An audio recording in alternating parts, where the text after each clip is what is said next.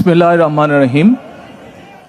আমি মরহুমা বেগম খালেদা জিয়ার বড় সন্তান তারেক রহমান।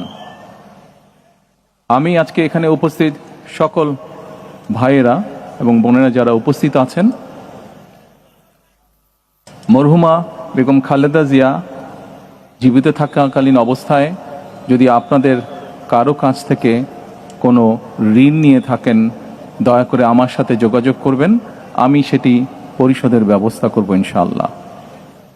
একই সাথে উনি জীবিত থাকাকালীন অবস্থায় ওনার কোনো ব্যবহারে, ওনার কোনো কথায় যদি কেউ আঘাত পেয়ে থাকেন, তাহলে মরহুমার পক্ষ থেকে আমি আপনাদের কাছে ক্ষমা প্রার্থী।